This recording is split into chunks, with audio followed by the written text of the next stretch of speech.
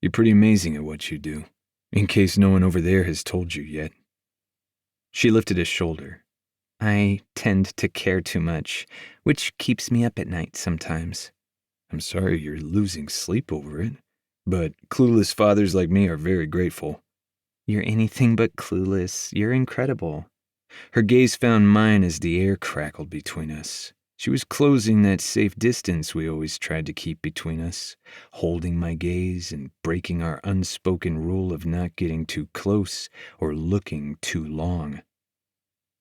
I jerked back on instinct, but as the sink was behind me, there was nowhere to go. I could leave the drywall here and send one of the guys to come back and install it. Too bad my feet were rooted to her floor and I couldn't go anywhere. I don't know about that, but you're pretty fucking incredible, I rasped, barely blinking as our gazes stayed locked. Incredible. Right, she let out a sad laugh. All I do is run and hide instead of taking what I want. What do you want?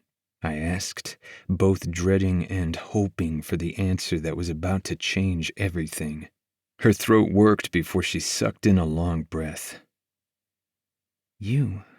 Her breathless whisper knocked the wind out of me. Peyton, you. I licked my lips, my mouth suddenly parched. You can't say that. Peyton inched toward me, every centimeter lost between us kicking up my heartbeat. This was exactly what I'd been working to avoid, yet I kept gravitating toward her at the same time. A groan rose from my throat as I exhaled.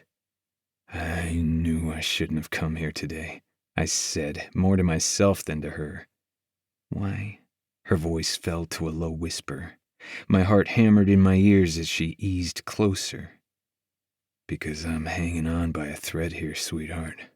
So, maybe we should both let go. I caught her hand when it skimmed down my cheek. You're all I think about, no matter how much I've tried to stop.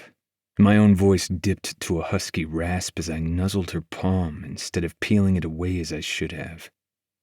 But do you really think it's that simple? No. That keeps me up at night, too.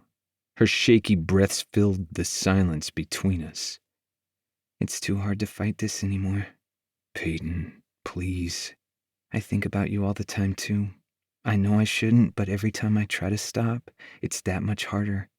Her pleading gaze was about to be my undoing. Maybe it's wrong, but I'm exhausted, Jake. Aren't you? You're young, I managed to whisper as her other hand drifted down my chest. 32 isn't that young. What's wrong? Are you afraid you'll corrupt me? A tiny smile ghosted her lips, but her eyes burned with lust and want and everything I'd been pushing away since the second I laid eyes on her again. You're going to be sorry you said that.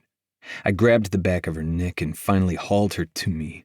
I plundered her mouth, thrusting my tongue past those lips that tasted even better than I'd imagined.